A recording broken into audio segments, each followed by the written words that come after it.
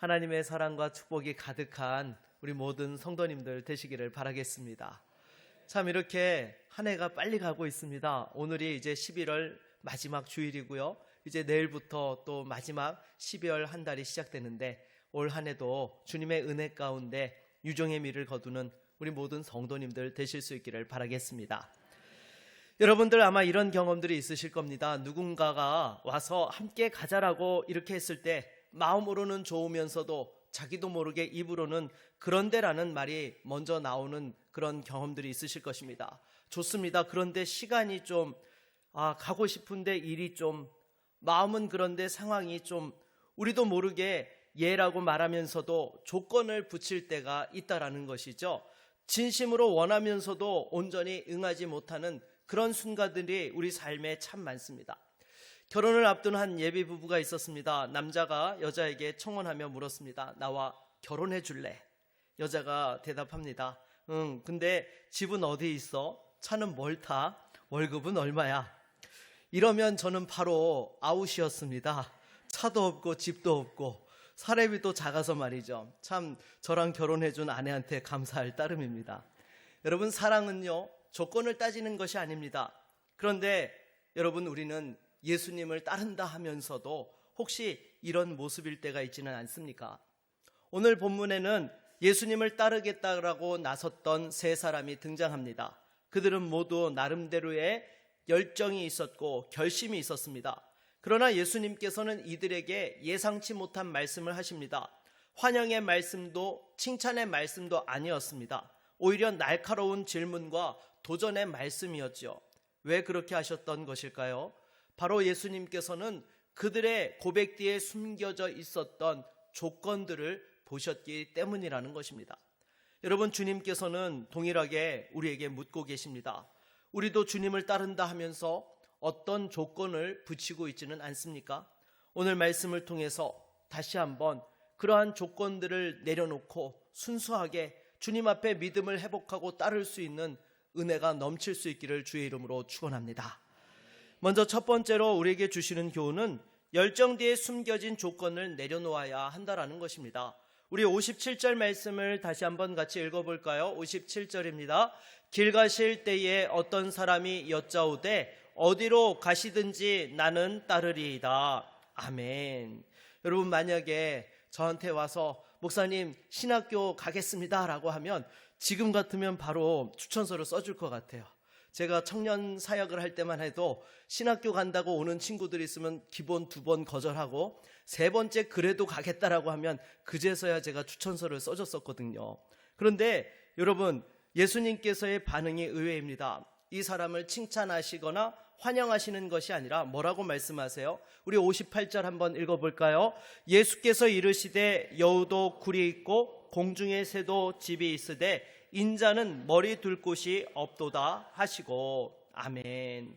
여러분, 예수님께서 왜 이렇게 말씀하셨는지 이해하려면 당시 상황을 좀 살펴볼 필요가 있습니다. 여러분, 당시에 종교 지도자들은 예수님을 대적했지만은 수많은 백성들은 예수님을 지지하고 따랐습니다. 왜냐하면 예수님이 가는 곳마다 어떤 역사가 일어났어요? 병자가 고침을 받고 귀신이 쫓겨나가며 죽은 자가 살아났습니다. 또 보리떡 5개와 물고기 2마리로 5,000명이 넘게 먹는 기적의 역사가 일어났습니다. 그러니까 사람들이 바로 구약에서 예언되어진 그 오실 메시아가 예수님이다라고 그렇게 기대를 하였던 것이죠. 그러니까 곧 예수님께서 왕이 되셔서 이스라엘을 정치적으로 해방시켜 주실 것이라는 그런 기대감 속에서 예수님을 따르겠다라고 했던 것입니다. 쉽게 말해서 어떤 자리와 보상을 기대한 것이죠. 예수님께서는 바로 그 사람의 마음을 꿰뚫어 보셨던 것입니다. 그래서 뭐라고 말씀하십니까? 나를 따르는 길은 보장된 길이 아니다. 안정된 길이 아니다. 여우에게도 굴이 있고 새에게도 둥지가 있지만은 나에게는 머리 둘 곳조차 없다라고 이렇게 말씀하셨던 것이죠. 두 번째 사람을 같이 한번 보도록 하겠습니다. 우리 59절을 같이 한번 읽어볼까요? 또 다른 사람에게 나를 따르라 하시니 그가 이르되 나로 먼저 가서 내 아버지를 장사하게 허락하옵소서. 아멘. 여러분, 이번에는 예수님께서 먼저 부르셨습니다. 나를 따르라. 그러자 이 사람이 뭐라고 이야기를 해요? 나로 먼저 가서 내 아버지를 장사하게 허락하옵소서라고 이렇게 말씀합니다. 여러분, 얼핏 들으면 정당한 요청처럼 보입니다. 지금 장례를 치러야 되는데 예수님 부른다고 여러분 장례 안 치르고 그냥 따라가실 거예요? 그래도 장례는 치르고 따라가야죠. 안 그렇습니까? 그런데 여러분, 이 표현은요, 단순히 장례를 마치고 따르겠다라는 그런 의미가 아니었습니다. 이 유대 문화에서 당시에 아버지를 장사하게 해달라는 표현은요, 아버지께서 돌아가실 때까지 곁에서 모시겠다라는 그러한 의미로도 사용되었다라는 것이죠. 그러니까 지금 이 사람은요, 예수님을 따르겠다 하면서도 일단 아버지를 모시고 아버지가 돌아가신 이후에서야 예수님을 따라 나서겠다라고 이렇게 말한 것입니다. 쉽게 말해서 퇴직 후에 예수님을 따르겠다라고 한 것이죠. 이에 대해서 우리 주님께서는 뭐라고 말씀하십니까? 60절을 같이 읽겠습니다. 이르시되 죽은 자들로 자기의 죽은 자들을 장사하게 하고 너는 가서 하나님의 나라를 전파하라 하시고. 아멘. 여러분, 이 말씀은 예수님께서 가족을 무시하라는 말씀이 아닌 것입니다. 예수님께서는 부모 공경의 계명을 누구보다 잘 아시는 분이셨습니다. 우리 주님께서도 십자가에 달리신 그 순간까지도 여러분 육신의 어머니 마리아를 챙기셨던 것 여러분 아시죠? 사랑하는 제자 요한에게 보라 내 어머니시다라고 해서 자기가 십자가에서 돌아가신 이후에 그 어머니를 책임질 수 있도록 요한에게 당부하였던 것입니다. 여러분, 예수님께서 지적하신 것은요, 하나님 나라의 부르심보다 다른 것을 앞세우는 우선순위의 문제를 지적하셨던 것이죠. 그러면 세 번째 사람도 한번 보도록 하겠습니다. 61절을 같이 한번 읽어볼까요? 또 다른 사람이 이르되 주여 내가 주를 따르겠나이다마는 나로 먼저 내 가족을 작별하게 허락하소서. 예수께서 이르시되 손에 쟁기를 잡고 뒤를 돌아보는 자는 하나님의 나라에 합당하지 아니하니라 하시니라. 아멘. 여러분, 이 사람도 자원에서 나왔습니다. 그런데 먼저 가족을 작별할 수 있도록 허락해달라고 요청을 합니다. 여러분, 예수님을 따라가려면 가족들에게 그래도 인사라도 하고 오는 것이 맞지 않겠습니까? 실제로 엘리야가 엘리사를 불렀을 때에 이 엘리사가 어떻게 했습니까? 마지막 떠나기 전에 소를 잡아가지고 작별잔치를 벌이고 난 후에 엘리야를 따라 나섰던 것입니다. 그런데 예수님께서는 또다시 날카롭게 말씀하시죠. 62절도 한번 읽어보겠습니다.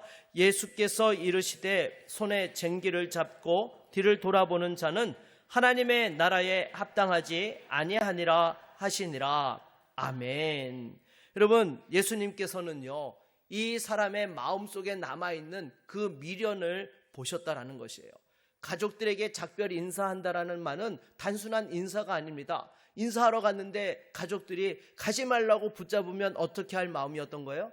남아있으려는 마음이었던 거예요.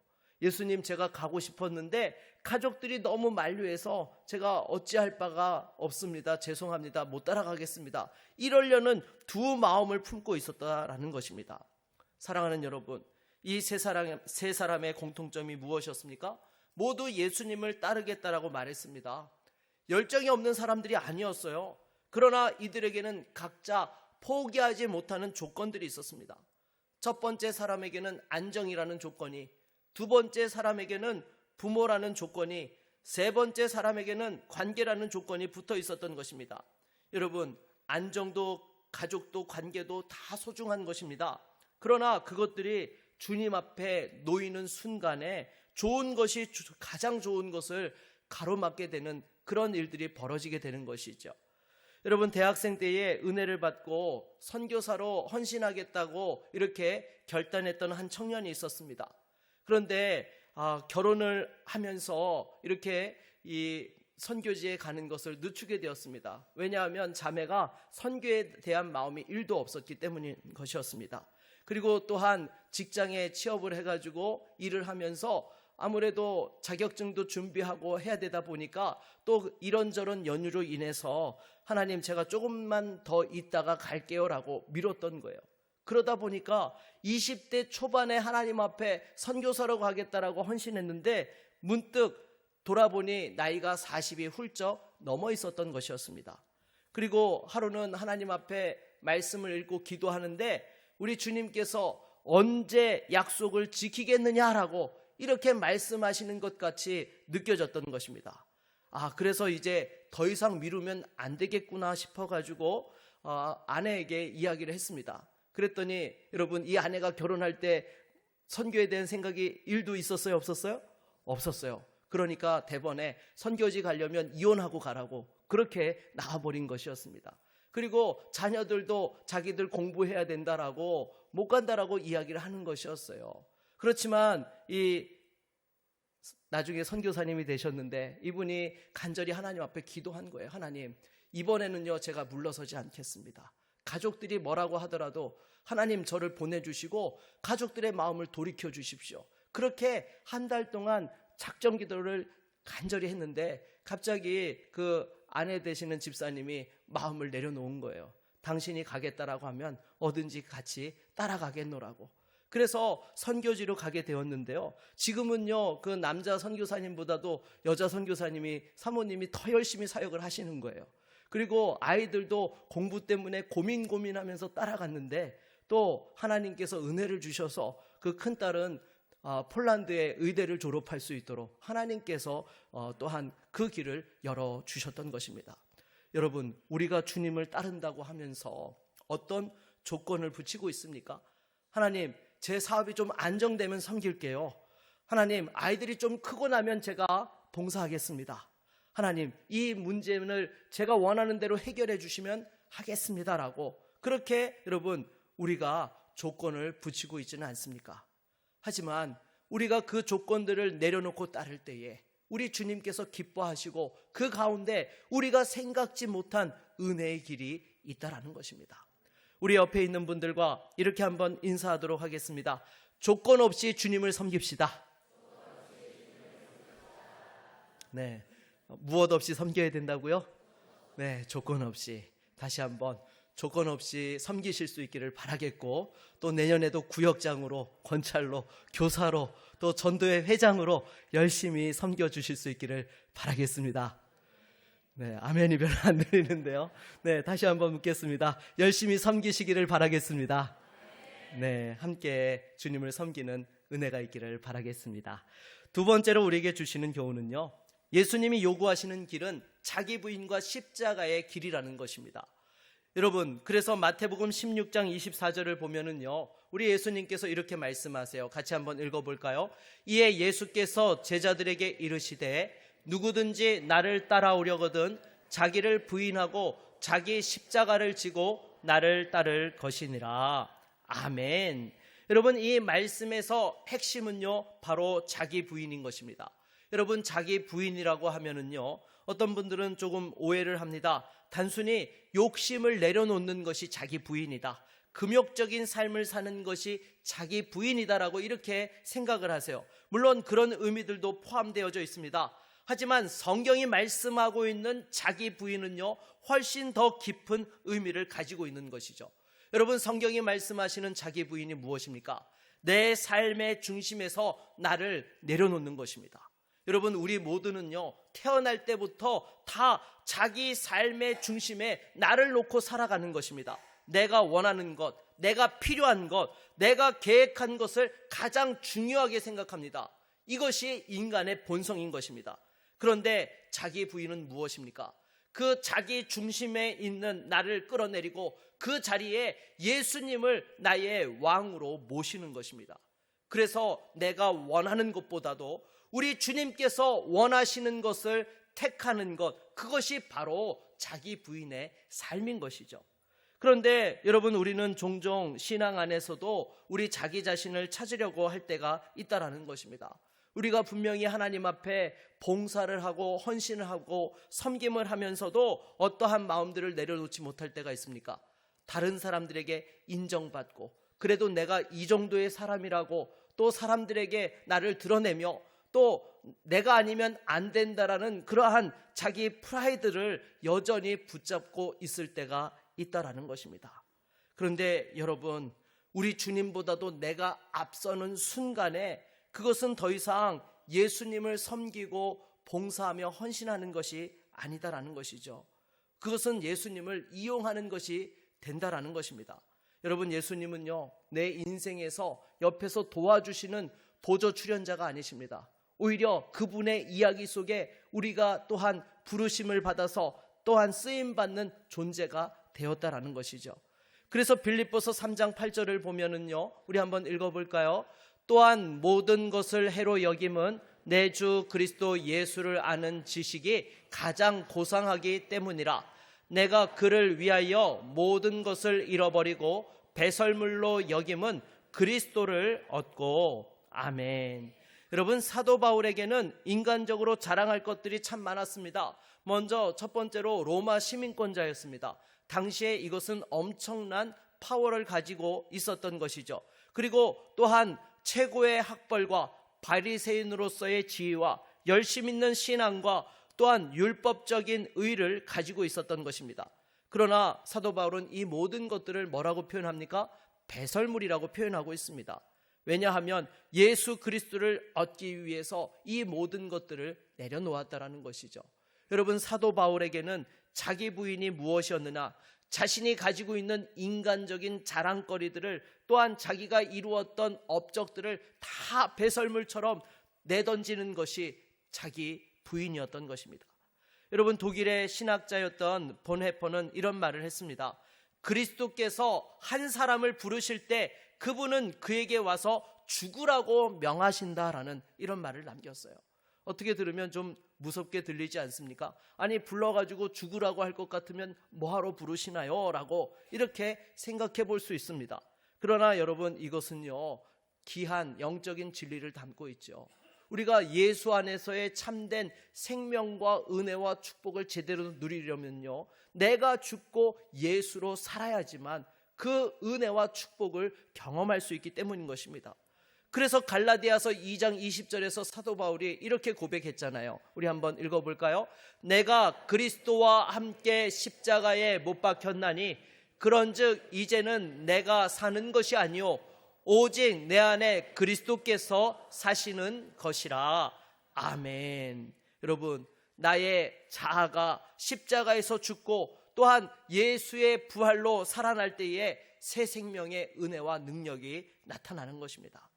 몇 달 전에 부산에서 사역하시는 한 목사님과 대화를 나누게 되었습니다. 이분은 부산 수영로교회에서 수석 행정목사를 하셨고 또 부산 성시와 운동본부의 사무총장까지 하셨습니다. 여러분, 부목사가 사무총장을 한다는 것은요, 극히 이례적인 일이에요. 그것은 이분이 정말 이 사역에 탁월한 분이셨다라는 그러한 증거인 것이죠. 그런데 이 부산의 한 작은 교회에서 청빙제의가 들어온 것이었습니다. 이 목사님이 처음에는 전혀 갈 생각이 없으셨어요. 그런데 당의 장로님들이 3번이나 찾아와가지고 목사님 제발 우리 교회 와주십시오. 그렇게 간절하게 와가지고 모셔가려고 온 거예요. 그러니까 기도하던 끝에 순종하는 마음으로 그 교회에 부임을 하시게 되었습니다. 그런데 가서 꽃길이 열린 것이 아니라 엄청난 고생길을 걷게 되셨던 것입니다. 심지어 면직 위기까지 찾아오기도 했던 것이죠.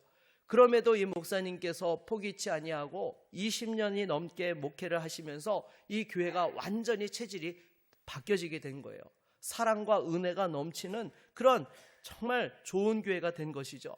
그런데 제가 너무 안타까워서 그 목사님께 물었습니다. 목사님, 분명히 목사님처럼 달란트가 많으신 분은 큰 교회에서 청빙이 왔을 텐데 왜 이 작은 교회에 이렇게 20년 넘게 계셨습니까? 달란트를 묻어두신 것 아닌가요? 라고 그렇게 제가 물었어요. 그랬더니 목사님이 안 그래도 대형교회에서 청빙 제의가 왔었다라는 것입니다. 그런데 우리 주님께서 그 자리에 머무르기를 원하셨다는 거예요. 사실 목사님이 사역적으로 더 많은 것들을 펼치고 싶은데 교회가 작으니까 하지 못해서 아쉬움이 있는 부분들이 있으셨더라고요. 그렇지만 그 모든 것들을 십자가 앞에 내려놓았을 때에 진정한 목양의 기쁨을 알게 되었다라고 이렇게 귀한 간증을 해주시는 것을 들었습니다. 제가 그 말씀을 들으면서 참 큰 은혜를 받았어요. 여러분, 우리가 내려놓아야 될 것이 무엇입니까? 나의 계획입니까? 나의 인정받고 싶은 마음입니까? 또 안정에 대한 집착입니까? 또 신앙 안에서도 나를 인정받으려고 하는 그러한 마음들입니까? 여러분, 십자가의 길은요, 이 모든 것을 주님 앞에 내려놓는 것입니다. 내 뜻대로 마옵시고 아버지 뜻대로 하옵소서라고 고백하는 것입니다. 여러분, 이것이 고통스러울 수 있습니다. 그러나 기억하십시오. 십자가 뒤에는요, 반드시 무엇이 있습니까? 부활이 있습니다. 여러분, 우리 주님께서는 그냥 죽으라고만 하지 않으십니다. 그 이후에 영원한 기쁨과 영광에 참여할 수 있는 그 영광의 면류관을 우리에게 예비해 놓으셨다라는 것입니다. 그래서 어떻게 보면 자기를 부인하는 것은 진짜 하나님 안에서의 나를 찾는 그러한 길이다라고 할 수 있는 것이죠. 우리 옆에 있는 분들과 이렇게 한번 인사해 보도록 하겠습니다. 내 뜻대로 마시고 주님 뜻대로 합시다. 네, 다시 한번 주님 뜻대로 할 수 있는 우리 모두가 되기를 바라겠습니다. 세 번째로 우리에게 주시는 교훈은요, 뒤돌아보지 않고 믿음의 표대를 향해 전진하는 것입니다. 여러분, 62절 말씀을 다시 한번 읽어볼까요? 62절입니다. 예수께서 이르시되 손에 쟁기를 잡고 뒤를 돌아보는 자는 하나님의 나라에 합당하지 아니하니라 하시니라. 아멘. 여러분들, 농사를 지어보신 분들은 아실 겁니다. 이 밭고랑을 갈 때 어떻게 갈아야 돼요? 네, 똑바르게 곧게 갈아야 되는 것입니다. 이게 삐뚤빼뚤하고 가게 되면은요, 나중에 씨앗을 뿌린다 하고 나중에 이 농사를 짓게 되면 제대로 열매를 거두지 못하는 것이죠. 그래서 이 밭고랑을 갈 때에 앞만 보고 가야지 뒤를 돌아보아서는 안 되는 것입니다. 예수님께서 이 말씀을 통해서 신앙생활의 분명한 방향성을 말씀하신 것이죠. 그것은 바로 앞에 있는 그 믿음의 표대만을 바라보고 집중해서 달려가야 한다라는 것입니다. 우리가 뒤를 돌아보는 순간에 그 믿음이 흔들리게 되기 때문인 것이죠. 그래서 히브리서 12장 1절을 보면은요, 우리 한번 같이 읽어볼까요? 이러므로 우리에게 구름같이 둘러싼 허다한 증인들이 있으니 모든 무거운 것과 얽매이기 쉬운 죄를 벗어버리고 인내로써 우리 앞에 당한 경주를 하며. 아멘. 여러분, 우리가 신앙생활을 하는 것에 있어서 발목을 잡는 것들이 있다라고 말씀합니다. 무거운 것과 얽매이기 쉬운 죄들이 있다라는 것이죠. 그래서 여러분, 무거운 것이라고 하게 되면은요, 어떠한 것들이 있겠습니까? 과거의 실패에 대한 후회들이 있겠죠. 그때 왜 그랬을까? 그때 다르게 했더라면 하면서 과거를 붙잡고 그 과거의 아픔과 실패 때문에 앞으로 나아가지 못하는 분들이 있습니다. 또 세상에 대한 미련이 있어서 내가 저것만 가졌으면 좋겠는데 라는 세상에 대한 아쉬움 때문에 주님을 향한 그 시선이 흐려지기도 한다라는 것입니다. 또 내가 포기한 것들에 대한 아쉬움들도 있을 수 있다라는 것이죠. 그래서 창세기에 나오는 롯의 아내를 보십시오. 소돔과 고모라가 멸망당할 때에 천사가 뭐라고 했죠? 절대로 뒤돌아보지 말라라고 이렇게 당부를 했습니다. 그런데 이 롯의 아내가 뒤를 돌아보았고 결국 소금 기둥이 되고 말았던 것이죠. 왜 뒤를 돌아보았던 것일까요? 이 소돔에 대한 미련이 있었기 때문이에요. 거기에 두고 왔던 재산과 관계, 또 익숙한 삶에 대한 애착이 그 롯의 아내의 발목을 잡았다라는 것입니다. 여러분, 마라톤을 뛰는 선수들이 결승점에 들어올 때 보면은 공통점이 있습니다. 어떻게 들어오나요? 절대로 뒤돌아보지 않고 결승점만 보고 달려 들어온다라는 것입니다. 왜 그렇습니까? 뒤를 돌아보는 순간에 페이스가 흐트러지기 때문이죠. 내 페이스대로 뛰어야 되는데 자꾸 다른 사람을 신경 쓰다 보면은 그것이 밸런스가 깨어지면서 제대로 달릴 수가 없기 때문이라는 것입니다. 그래서 오직 그 앞에 있는 결승점만을 놓고 달려가게 된다라는 것이죠. 여러분, 빌립보서 3장 13절로 14절을 보면은요, 우리 한번 같이 읽어볼까요?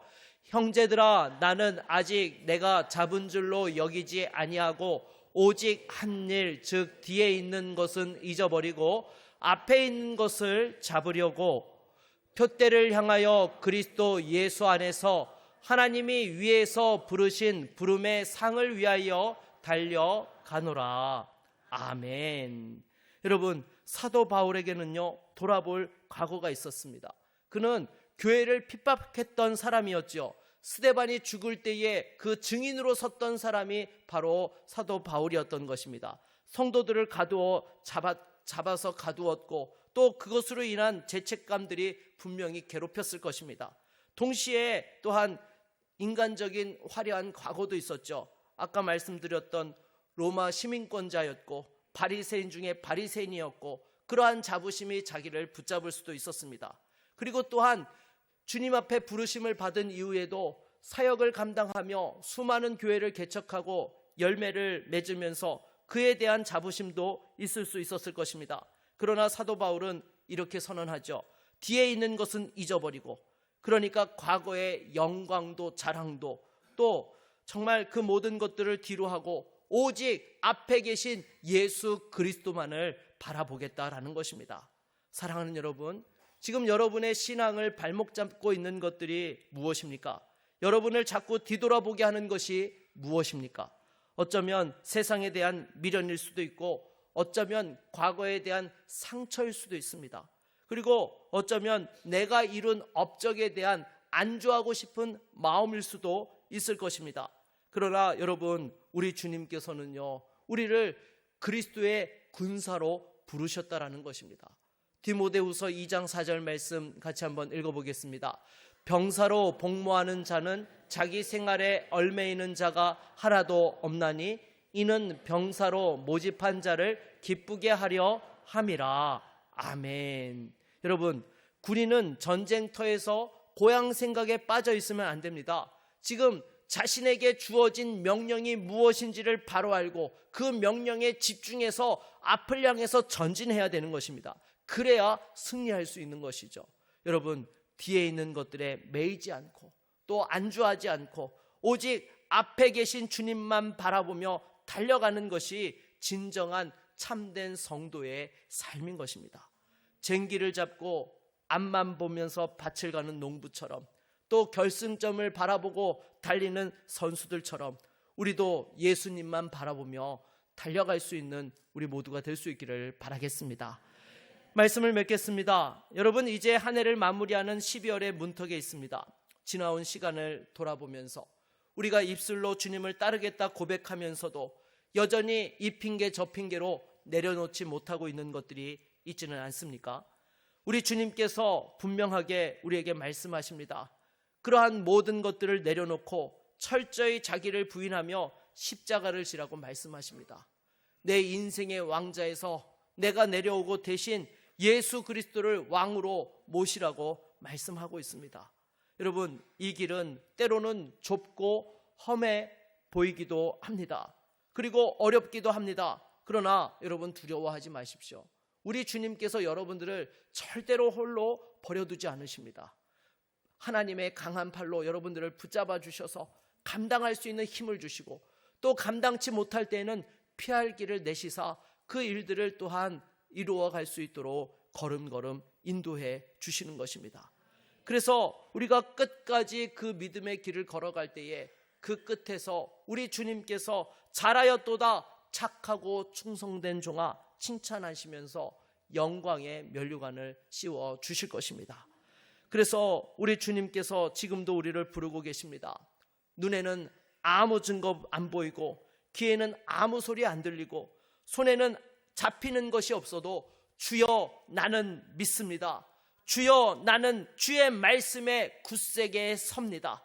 살든지 죽든지 흥하든지 망하든지 쇠하든지 나는 주의 말씀 위에 굳게 서겠습니다.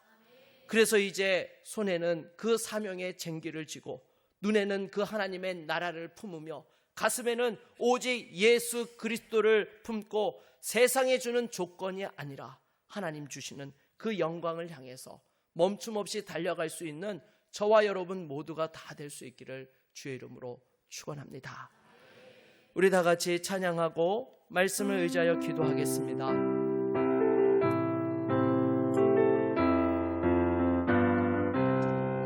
주님대로 살기로 했네.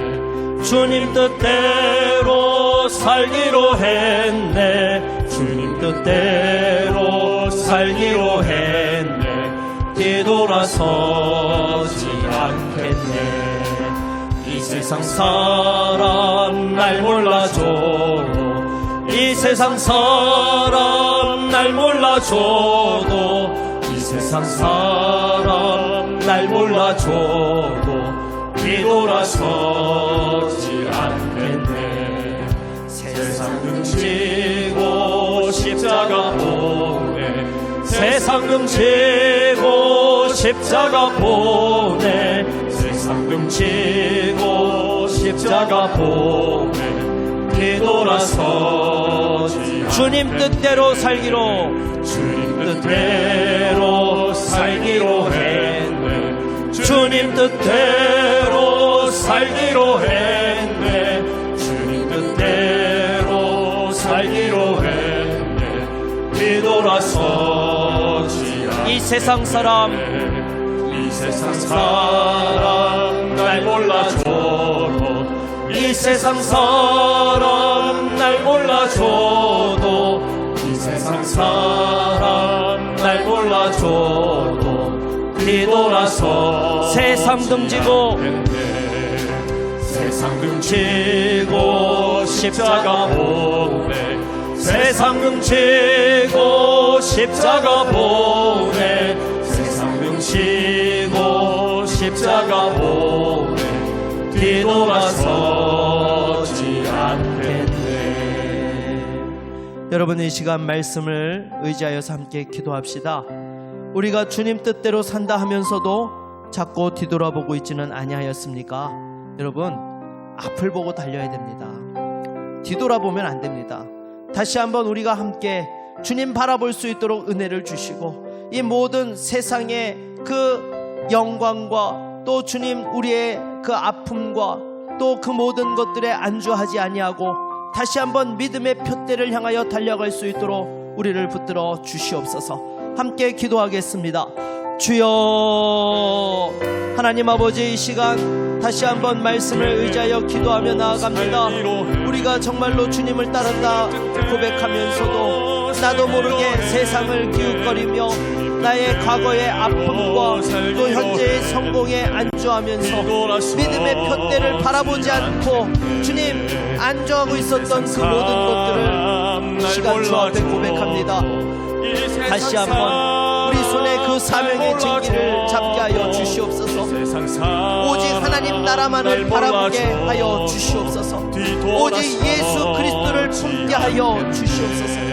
조건이 아니라 오직 그 주님의 영광을 사모하며 달려갈 수 있는 우리 모두가 되어질 수 있기를 원합니다. 주여, 우리는 부족하지만 이 시간 다시 한번 하나님 앞에서 우리 자신을 내려놓으며 오직 주님만을 나의 왕으로 섬기시며 또한 하나님 앞에 믿음으로 서기를 원하오니 주여, 사랑하는 성도들을 축복하여 주시옵소서. 주님, 어떤 어려운 상황들 속에서도 다시 한번 믿음을 포기하지 않는 우리 모든 성도들 될 수 있도록 주님 인도하여 주시옵소서.